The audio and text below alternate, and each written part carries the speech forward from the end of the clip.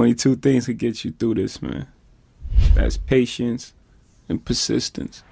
If you'd have told me a boy from Brooklyn would be on this stage, 75,000 people, I would say that was unreasonable. We here tonight. Dream big, Paris. Dream big.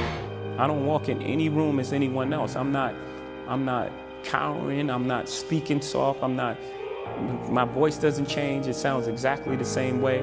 I'm walking as myself and proud, and I speak for us, and that gives me a joy. I'm honored to be in those rooms, and so yes.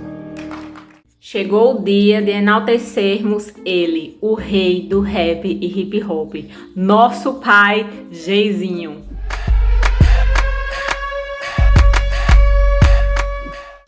Antes de começar, por favor, curta, comente, se inscreva aqui no canal, compartilhe esse vídeo com as pessoas que você conhece que não gostam dele, para elas entenderem um pouquinho mais sobre a história dele e ver que ele é o maioral. Vale lembrar que, obviamente, eu não vou conseguir trazer tudo da vida dele aqui, porque tem várias nuances, vários episódios, várias coisas que aconteceram aqui. É um grande resumo, resumo do resumão, mas que eu precisei trazer aqui para comemorar o aniversário dessa lenda, né, que nasceu dia 4 de dezembro de 1969, ou seja, ele está fazendo esse ano, no ano de 2021, ele está fazendo 52 anos, então nós temos que sim celebrar a vida de Papai Jay.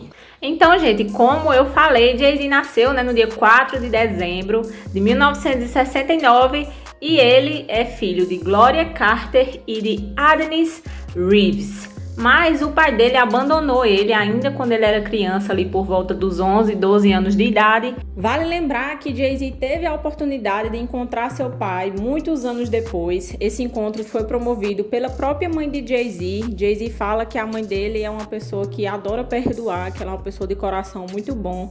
E aí ela promoveu esse encontro entre Jay-Z e o pai dele, onde Jay-Z teve a oportunidade de falar tudo o que ele sentia ali pelo pai dele, com o abandono e tudo mais. E tempos depois desse reencontro, o pai dele veio a falecer. Ele faleceu de insuficiência cardíaca. As a kid, your pop is the superhero.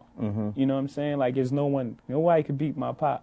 Então ele cresceu morando com sua mãe e com sua avó, que é a Hattie, ou Hattie. Ela aparece lá no Lemonade de Beyoncé, fazendo aquele discurso, dizendo que ela pegou limões e transformou em limonada, e foi daí que Beyoncé nomeou o álbum dela Lemonade.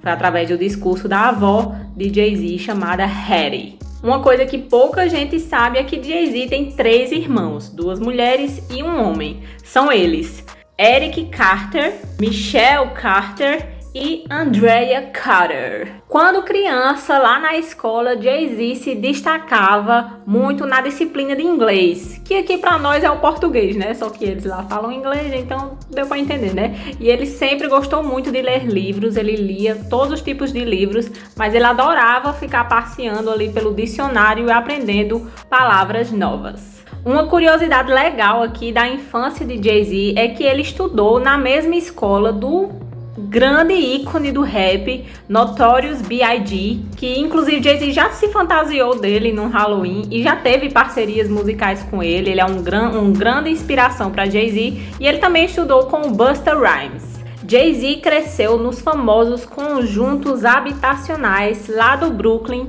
em Nova York. E lá era muito comum a questão do tiroteio durante o dia, ele era bem acostumado com isso. Ali por volta dos 13 anos, Jay-Z já se destacava na sua roda de amigos porque ele era muito talentoso. Ele já fazia raps de improviso, fazia ali na hora, e o pessoal ficava chocado com o talento que ele tinha. Jay-Z's embarrassing, your time after, rigor the rhyme after, nigga the last Jay-Z rhyme, so you can say I'm so pro line. Peace. Sendo assim, os amigos dele apelidaram ele, que se chama, eu esqueci até de falar aqui no começo, gente, Jay-Z, o nome dele original é Sean Corey Carter. Pouca gente sabe disso, a maioria só conhece ele por Jay-Z, mas o nome dele real é esse. Então, como eu falei, né, ele se destacava ali na roda de amigos, e aí o pessoal começou a apelidar ele de Jay-Z. E aí eu fui pesquisar aqui mais ou menos o que eu posso traduzir aqui por português, esse Jay-Z, e eu entendi que é como se fosse uma pessoa muito talentosa, mas ao mesmo tempo muito exibida, né? Que tava ali sempre querendo se mostrar. Então, posteriormente, né, ele modificou o nome Jay-Z para Jay-Z, se tornando o nome artístico dele. Mas Jay-Z também não atende só por esse nome, né? Ele tem aí outros apelidos que eu trouxe para explicar para vocês, que pouca gente sabe, né? Um dos apelidos dele é Hov, ou Hova, com A no final. E esse apelido deriva de Jeová, né? Aqui para nós, Jeová, Jehovah, lá nos Estados Unidos, que é Jeová, né? Que é Deus. As pessoas elogiavam muito as habilidades dele como rapper. E aí começaram a dizer que ele era o Jeová do rap, né? Tipo, o Deus do rap. Só que ele disse que ele não era, ele não queria ser considerado um Deus do rap, né? Então, mas ele pegou esse apelido Jeová e transformou em Hová, ou só Hov. I want them to think that I was saying that I'm God or anything like that. I know way better than that.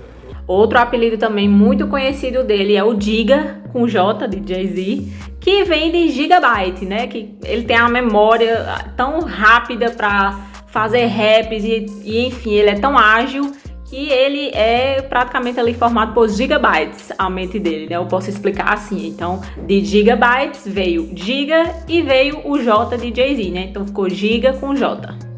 Rapping too fast. A primeira parceria musical de Jay-Z, ainda sem ser contratado por nenhuma gravadora, nem nada do tipo, foi com uma pessoa ali do bairro dele, que já era rapper, que se chamava Jazz. Olha aí a coincidência, né? O nome até parece, Jay-Z, Jazz, enfim. Eles fizeram uma parceria ali, mas a música não foi pra lugar nenhum, ele ficou totalmente desiludido.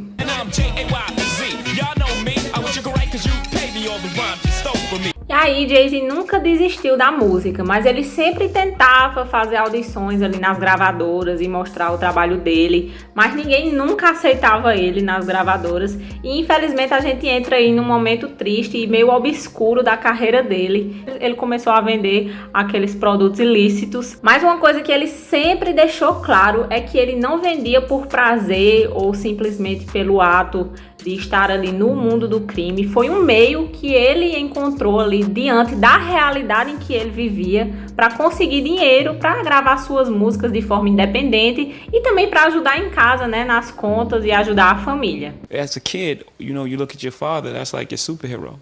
No one can beat your dad, right?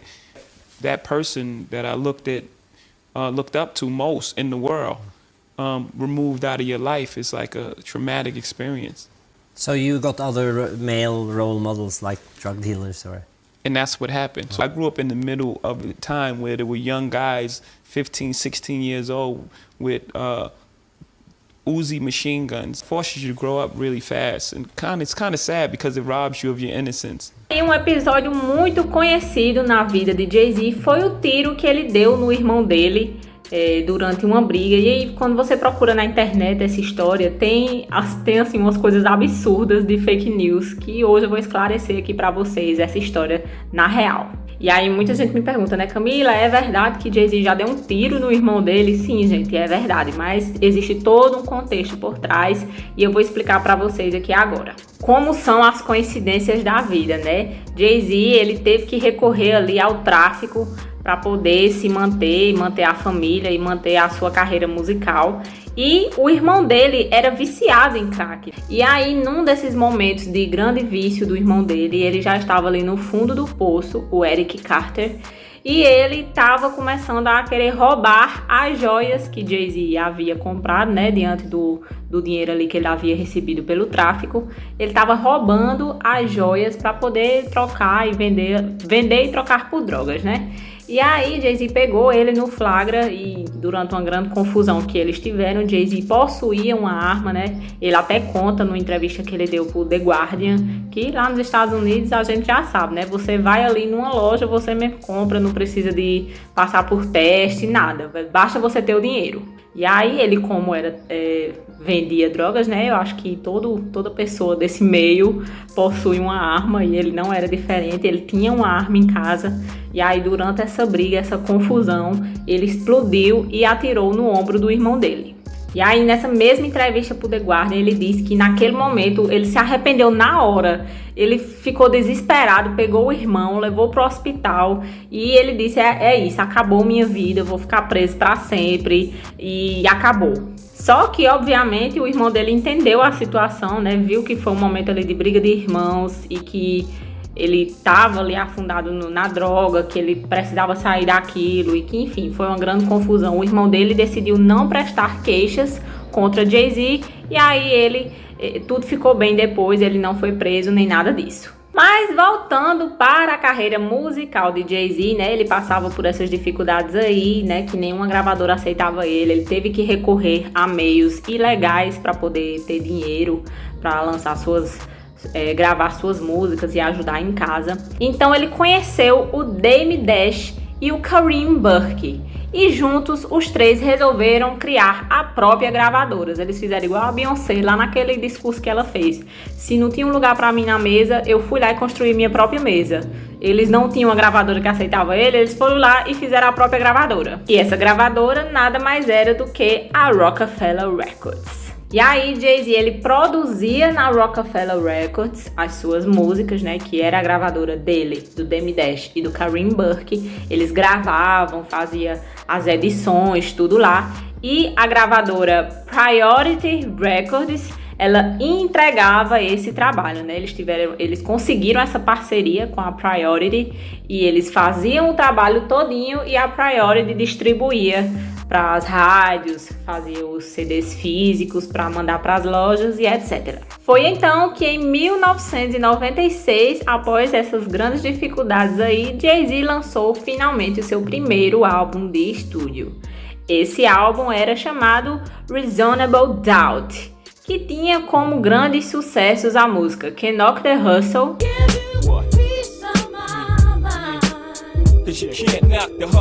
e Brooklyn's Finest, que tinha o Notorious B.I.G. como feat, que era ali um grande ícone do rap, que eu já citei anteriormente, né, que ele estudou com Jay-Z, então ele estava lá nesse primeiro álbum dele.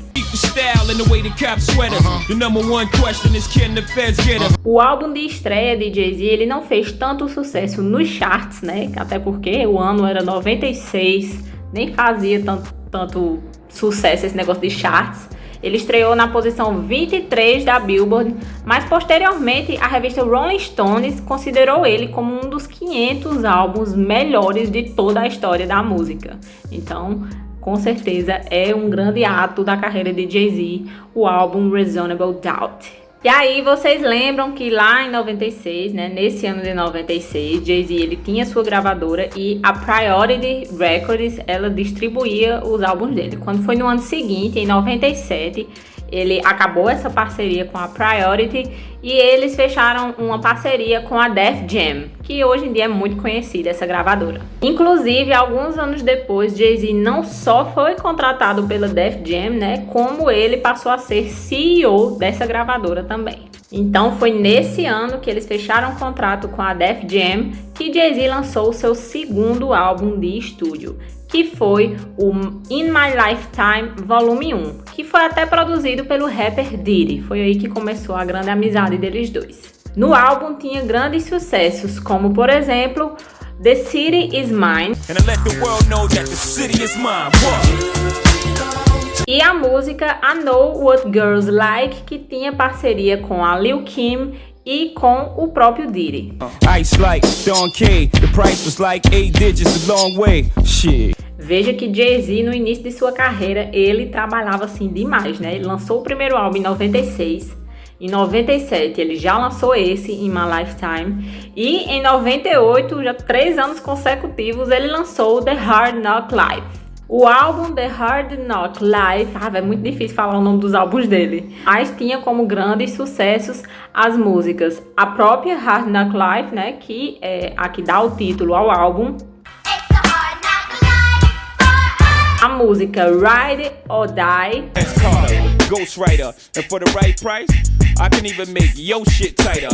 e a música Any What, Anywho, né? Eu não posso pronunciar essa palavra, pois sou uma pessoa branca.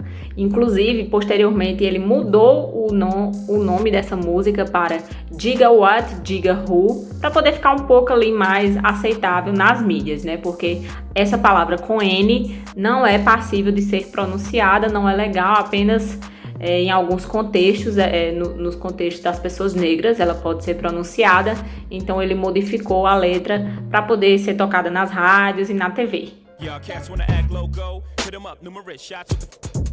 Uma curiosidade desse álbum é que teve produção do Swizz Beatz, né, que é muito conhecido aí por ser o marido de Alicia Keys, um gato, amo demais, e o Timbaland. Naquele momento, dos 3 álbuns que Jay-Z tinha lançado, o The Hard Knock Life foi com certeza o mais bem sucedido desses 3. Esse álbum trouxe os 2 primeiros Grammys da história de Jay-Z, que foi o de melhor álbum de rap e o de melhor performance de rap por um duo ou grupo com a música Money Ain't a Thing, que eu não sei se está no álbum dele ou se foi uma parceria dele com outro artista, vou colocar aqui embaixo. Mas Jay-Z, nesse ano, ele não participou da cerimônia, ele não foi, ele boicotou o Grammy nesse ano porque ele se sentiu muito ofendido porque o rapper DMX, que infelizmente já perdemos, ele faleceu, se não me engano, foi esse ano mesmo, o ano passado. O rapper DMX, ele tinha feito lançamentos icônicos naquele ano e ele não foi indicado em nenhuma categoria.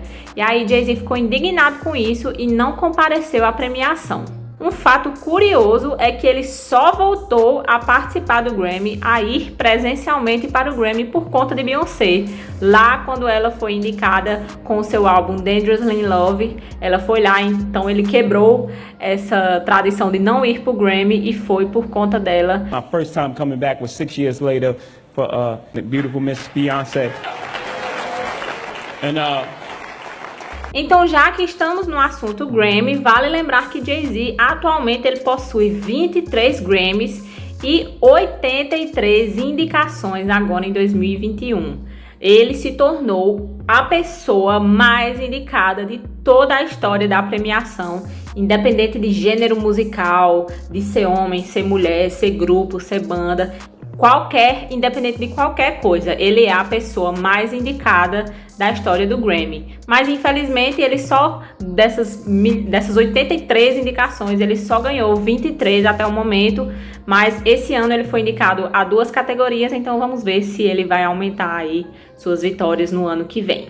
No ano seguinte, gente, o início da carreira de Jay-Z foi tudo para quem é fã dele, porque ele lançou álbum em 96, lançou álbum em 97, lançou álbum em 98 e lançou álbum em 99, que foi o álbum Volume 3, Life and Times of S. Carter, que tinha como grande sucesso desse álbum a música Big Pimpin'.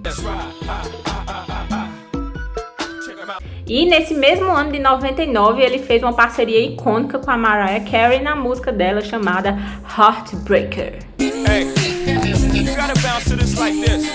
Mas outra polêmica que Jay-Z se envolveu lá em 99 foi quando ele foi acusado de esfaquear o produtor Lance Rivera.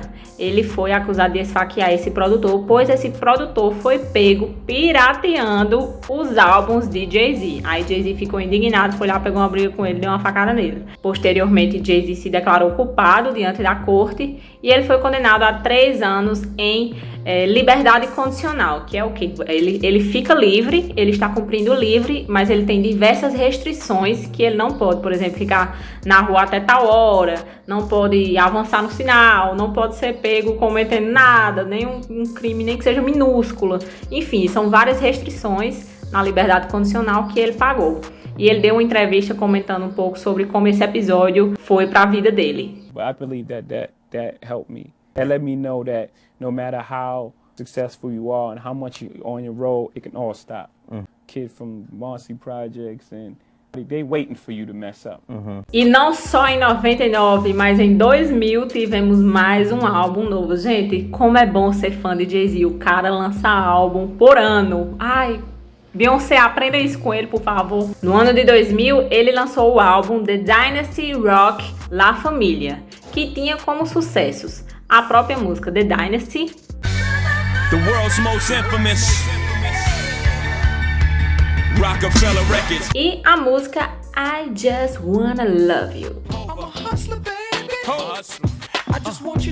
Uma curiosidade e informação muito importante é sobre o símbolo da empresa de Jay-Z, que é esse símbolo que eles fazem com as mãos, que por muitos anos as pessoas acreditaram que era um símbolo ali para fazer um culto, um negócio obscuro, uma mensagem subliminar, mas não, gente, esse símbolo simplesmente significa um diamante, que é o símbolo da Roc Nation e era o símbolo ali da Rockefeller Records, né?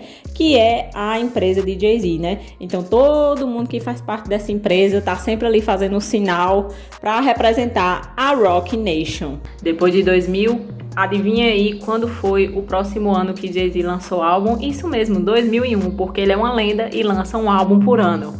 Em 2001, ele lançou o inário, o icônico The Blueprint. O The Blueprint veio recheado de sucessos também, como, por exemplo, a música ISO,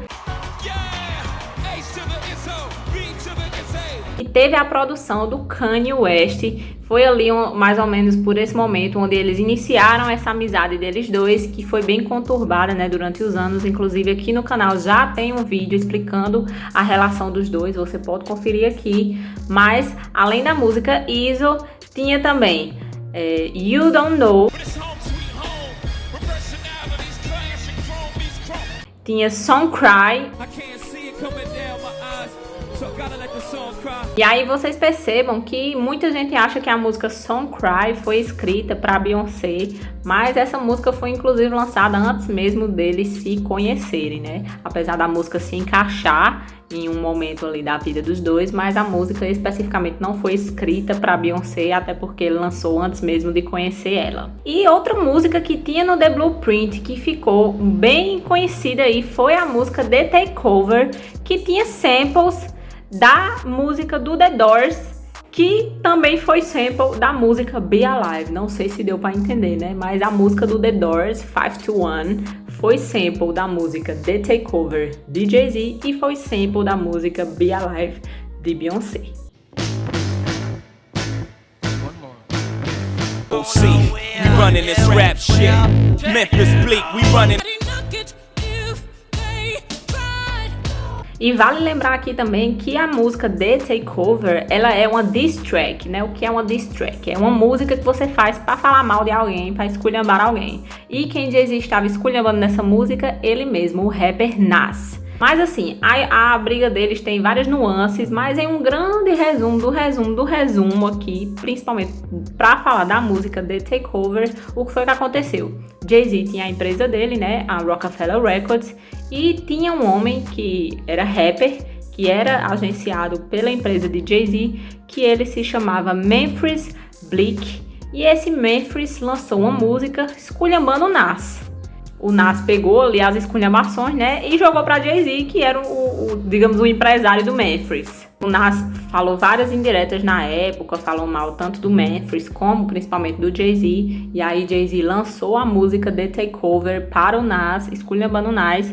E aí em seguida o Nas lançou a música Ether para responder Jay-Z. Uma coisa muito legal que Jay-Z fez para lançar o The Blueprint foi a estratégia de marketing que o cara fez para lançar o álbum. Porque vocês lembram, né, que eu comentei que teve aquela polêmica do homem que estava pirateando os álbuns dele. E aí, para evitar essa questão da pirataria, que no início dos anos 2000 ali era algo muito comum, o que foi que ele fez? Ele disse, ó, gente, eu vou lançar meu álbum dia tal.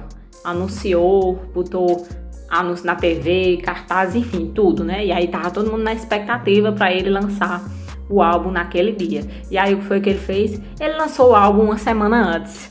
E aí o pessoal que pirateava, né, não teve tempo de se programar para nada, porque o álbum foi lançado uma semana antes do previsto. E aí, quebrando a linha de lançar álbuns todo ano, no ano de 2001 ele não lançou nenhum álbum, mas infelizmente no ano de 2002 tivemos aí um momento obscuro na carreira de Jay-Z, que foi quando ele lançou um álbum em conjunto com ele, o R. Kelly. Esse álbum em conjunto com o R. Kelly, né, que ele lançou, se chamava The Best of Both Worlds, né, o melhor dos dois mundos. Hannah Montana quem diga, né? Mas graças a Deus o álbum não fez tanto sucesso assim, nem tem músicas de grande sucesso pra citar aqui, vamos deletar da história esse álbum. Ainda no ano de 2002, em setembro de 2002, ele lançou mais um álbum solo chamado The Blueprint, The Gift. Gente, fazendo o roteiro desse vídeo aqui, eu percebi o quanto as músicas de Beyoncé estão ligadas às músicas de Jay-Z, né? Porque ele tem um álbum chamado The Gift e Beyoncé tem um álbum chamado The Gift. Mas o dele é The Blueprint, The Gift and The Curse, né? O presente, o dom e a maldição. E aí, os grandes sucessos que eu posso citar desse álbum são Excuse Me Miss e, obviamente, O3, Bonnie and Clyde, que foi o primeiro feat de Beyoncé com Jay-Z. Inclusive, foi no ano de 2002 que os Carters se conheceram, né? Lá naquele evento da MTV em Cancún, mas eu não vou me aprofundar nesse relacionamento porque isso é um assunto para outro vídeo. Então, se inscreva aqui para você não perder o vídeo da história desses dois, que vai ser tudo para mim. Em 2003 veio o Inário, a Bíblia, considerada a Bíblia de Jay-Z, que é The Black Album, né? O álbum preto. Gente, esse álbum, assim, ele mudou a história de Jay-Z, assim, foi o álbum que consolidou ele como o maior da indústria. E nesse álbum tinha como grandes sucessos as músicas Dirt Off Your Shoulder, Encore, Public Service Announcement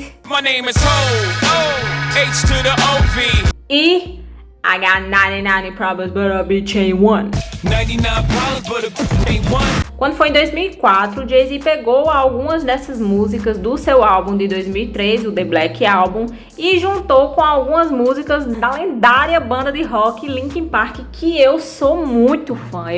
Gente, eu amo Linkin Park. Quando eu vi que esses dois tinham lançado um álbum em conjunto, eu surtei. Foi o melhor dia da minha vida. E o álbum se chama Collision Course, que é o meu álbum favorito da história de Jay-Z, apesar de ser um álbum em conjunto, né? Mas assim, gente, eu amo demais o Collision Course, porque eu sou muito fã de Jay-Z e eu sou muito mais fã de Linkin Park. Ave Maria, gente, por favor, escutem, é tudo pra mim.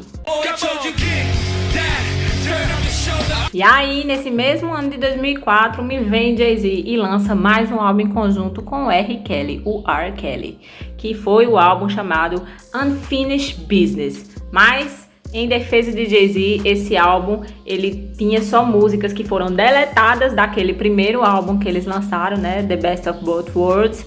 E foi nesse ano de 2004 que o R. Kelly foi preso pela primeira vez, pelas acusações que ele sofreu a vida toda depois disso.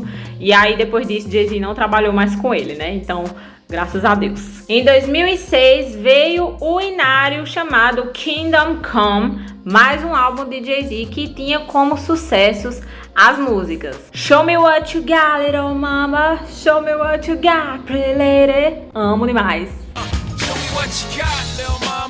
Hollywood junto com Beyoncé. Ain't for everybody. Já em 2007 veio o inário American Gangster, onde tinha como grandes sucessos as músicas Rock Boys and The Winner Is. Gente, essa música pra mim é a melhor música de Jay-Z, assim, que eu mais gosto. É a minha música favorita. O clipe, gente, Jay-Z tá o auge da beleza nesse clipe. Ah, eu sou apaixonada. E tem Mariah Carey nesse clipe. Inclusive, Beyoncé usou os instrumentais dessa música lá no Coachella.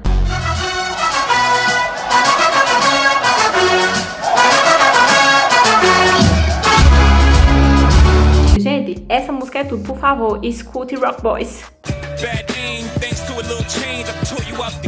Tem também uma música no álbum American Gangster que não fez tanto sucesso assim, mas que pouca gente sabe que é uma música com participação de Beyoncé, que é a música Pray, que tem ali Beyoncé fazendo umas orações durante a música. E sempre quando eu posto, as pessoas ficam perguntando: nossa, que música é essa de Beyoncé que eu não conheço? É porque é uma música de Jay-Z que tem a participação dela, que não fez tanto sucesso assim. É a música Pray. Deliver me from my enemies, oh God. Em 2008, teve um episódio, gente, que ficou marcado na história da indústria musical. Que Jay-Z, ele foi o primeiro rapper a ser headline, né, a ser a atração principal do festival Glastonbury. Aquele festival que Beyoncé foi lá em 2011, a primeira mulher a ser headline. Em 2008, o Jay-Z foi o primeiro rapper a ser headline desse festival. E, sim, foi uma grande polêmica porque era um festival que ele era tradicionalmente de rock, né? E aí trazer um rapper para ser o primeiro, para ser a atração principal, assim, as pessoas ficaram chocadas. Mas quem ficou mais chocado do que todo mundo foi o cantor Noel Gallagher, que faz parte ali do grupo Oasis, né? Junto com o irmão dele. Eles são bem polêmicos, mas assim, ele deu uma declaração dizendo que não era para ter um rapper sendo headline do Glastonbury, que ele era um festival de rock, que ele não gostou da escalação de Jay-Z, não. E aí, o que foi que papai Jayzinho fez, minha gente? Jayzinho, simplesmente, durante o show dele no Glastonbury, foi lá, pegou uma guitarra, porque o Noel disse que o festival tinha que ter gente tocando guitarra, não tinha que ter rapper, não.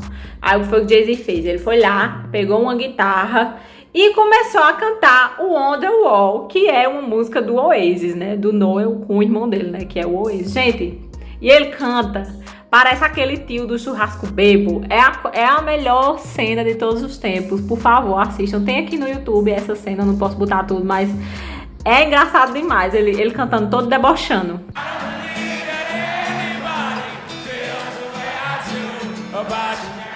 Em 2009, Jay-Z lança o seu inário também, The Blueprint 3, que tinha como grandes sucessos as músicas Run This Town, com a participação da Rihanna, que foi um grande sucesso. Mas mais ainda, a música Empire State of Mind, com participação da Alicia Keys, que essa aí, se você não conhece, minha gente, você é uma pessoa habitante na Terra. Não só essas músicas, tinha também como grande sucesso The Blueprint 3, tinha a música On To The Next One e a música Young Forever, que muita gente acha que é uma música originalmente com Beyoncé cantando, mas não, gente, pasmem, não é Beyoncé que canta originalmente essa música. Essa música tem samples da música Forever Young do grupo Alphaville. Em 2011 veio um álbum em conjunto aí muito aclamado de Jay-Z junto com Kanye West chamado Watch The Throne. E aí o Watch The Throne tinha como grandes sucessos as músicas Annie's in Paris, No Church in the Wild, que inclusive eu amo a versão que Beyoncé canta,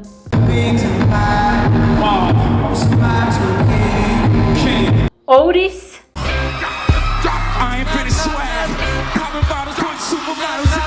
e a minha música favorita desse álbum, que é Lift Off, com participação de Beyoncé. Essa música é tudo. Em 2012, todos nós demos as boas-vindas à princesa, à rainha, à dona do nosso coração, Blue Ivy Carter.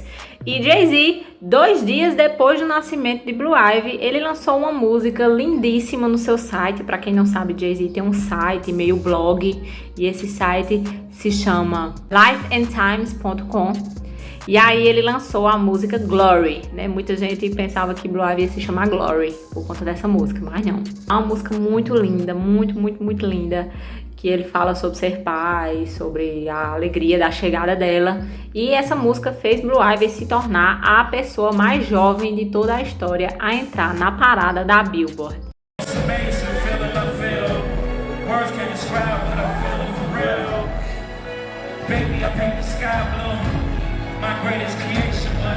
Em 2013, Jay-Z lançou o álbum Magna Carta Holy Grail, que tinha como grandes sucessos a própria música Holy Grail, que, pasmem, também não é originalmente com Beyoncé. Na verdade, quem canta no álbum essa música é o Justin Timberlake, mas já pedi desculpa a ele, já liguei pra ele pedindo desculpa, dizendo que Beyoncé foi melhor do que ele, né? Não posso fazer nada, são verdades.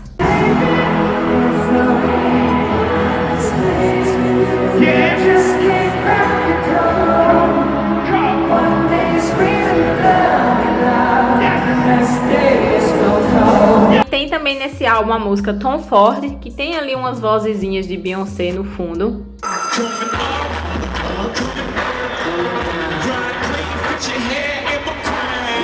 Tem a música Fuck With Me, You Know I Got It.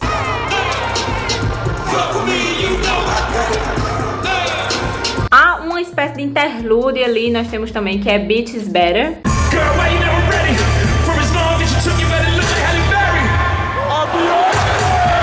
E o que pra mim é a melhor música de Beyoncé e Jay-Z juntos, não importa o que vocês falem, minha opinião não irá mudar, que é a música Part 2 On The Run. Hold your heart and your gun. If they come, Yes. no. Yes.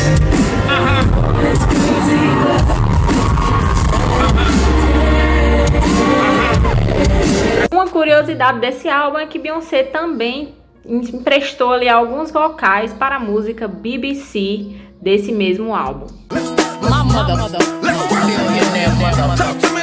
Então, depois de vários anos aí, praticamente lançando um álbum por ano, foi um ano ou outro que ele não lançou álbum, Jay-Z deu uma pausa ali após o Magna Carta Holy Grail e lançou apenas 4 anos depois, em 2017, o seu inário 444. Nós sabemos, né, que o álbum 444 é a versão de Jay-Z ali dos problemas que ele viveu com Beyoncé, mas também trata de outros assuntos esse álbum, não só da questão de relacionamento, mas assim, é um álbum icônico que todo mundo deve ouvir. Alguns dos grandes sucessos desse álbum é a própria música 444, né, que deu o nome pro álbum, onde Jay-Z pede desculpas ali por todos os erros que cometeu. Tem também a música Smile, né, Sorriso, que ele fala um pouco sobre seu relacionamento com sua mãe, após ela ter se assumido uma mulher lésbica, e é uma música super emocionante também. Tem a música Family Feud, que tem a participação de Beyoncé ali cantando Raya, e não é Higher, sempre eu vou lembrar, é Raya.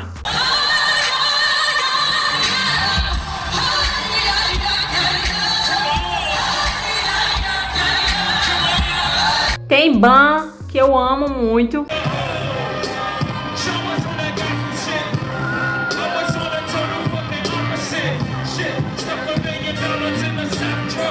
E foi em 2017 que Jay-Z teve a grande honra de ser o primeiro rapper na história a ser introduzido ao Hall da Fama de Compositores. Em 2018 veio ele, o inário, aquele que nós amamos e que gostaríamos de mais visuais desse álbum, que é o Everything Is Love.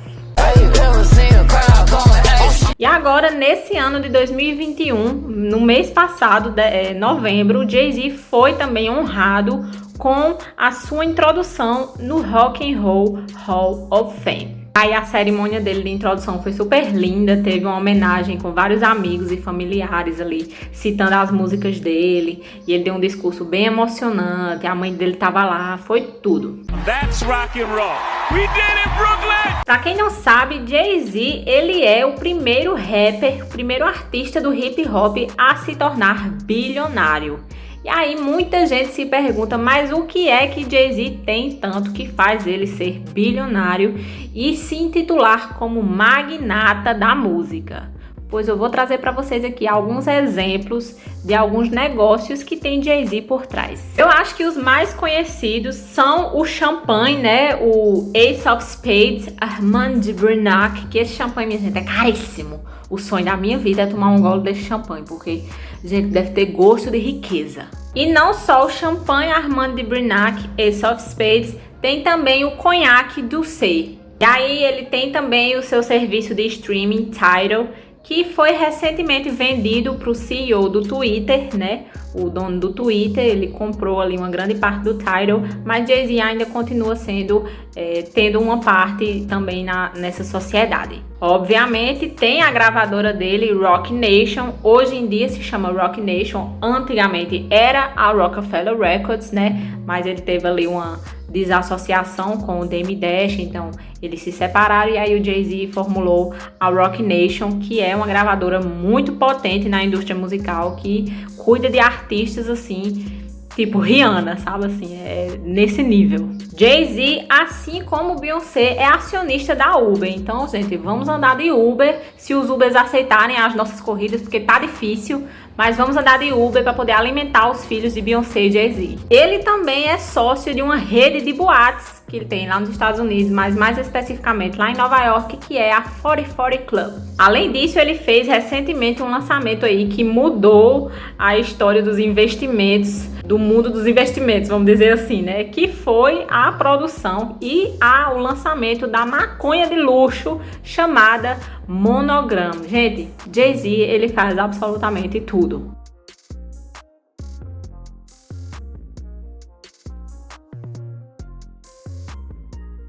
E é claro que não só, mas ele deve ter muitos outros investimentos que a gente não sabe, né? Ele deve estar por trás de muitas marcas que a gente consome e que ele nunca divulgou nem nada do tipo, porque todos os artistas são assim, né? Eles são dono de tudo, mas não falam nada. E é óbvio que todo o sucesso na música e todo o sucesso nos investimentos, no business de Jay-Z, é óbvio que ele retribui muito para a comunidade de várias formas, não só fazendo doações ali em campanhas em qualquer campanha que ele faz alguma doação em dinheiro, ele tem projetos que ele promove, né? Teve um projeto que ficou muito famoso na época, que ele foi responsável por levar água potável para alguns lugares lá na África. Ele também tem projetos relacionados à reforma prisional lá nos Estados Unidos, onde ele paga fiança de pessoas que estão presas ou injustamente ou por pequenos delitos.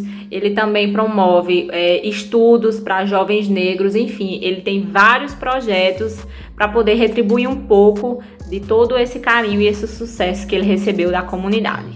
Are your words still your most valuable possession? Yeah, because they caused all of this, saved my life, so. Saved your life? Absolutely. It's about to go down. That's right. If you'd have told me 20 years ago that my life would be like this, I'm not sure I would have believed you. They'll never be able to stop us ever. You leave your name here, so long after you're gone, people, they're looking at your name like, this guy stood for that, he meant that to us, and he did this for us. I would love to affect culture in such a way that you're remembered like that. Então, gente, com tudo isso dito, é óbvio que é super injusto a gente se referir a Jay-Z apenas como marido de Beyoncé. Eu sei que a gente, por ser fã dela, às vezes se refere a ele assim, meio esquecendo dos grandes feitos dele, mas é muito importante a gente estar reforçando a importância dele na indústria musical e nas outras indústrias, né? A gente pôde perceber aqui, Jay-Z, ele é um ícone, ele é um exemplo de superação, né? A gente pôde perceber aqui que ele veio do nada, ele teve que recorrer a coisas assim, até ilegais, para poder viver de música. E hoje em dia ele é com certeza um grande exemplo para muitas pessoas, não só lá nos Estados Unidos, mas como também no mundo todo. Então fica super injusto a gente se referir a ele apenas como marido de Beyoncé, reduzir ele a apenas isso, porque ele com certeza é muito mais que isso. Ele é um grande homem, uma grande pessoa, um grande artista. E está aqui hoje a minha homenagem a Jayzinho, nosso pai querido, que nós amamos, que está fazendo aniversário de 52 anos, dia 4 de dezembro. Então essa foi a minha forma de homenagear ele nessa data tão especial. Se você gostou desse vídeo, por favor, dê um like, compartilhe ele, comenta aqui embaixo comentários positivos sobre Jay-Z. Não quero negatividade aqui. Se você for hater de Jay-Z, pode pegar o beco, tá certo? Aqui eu só quero lovers de Jayzinho. Muito obrigada por ter assistido esse vídeo até aqui. Até o próximo vídeo. Um beijo e tchau!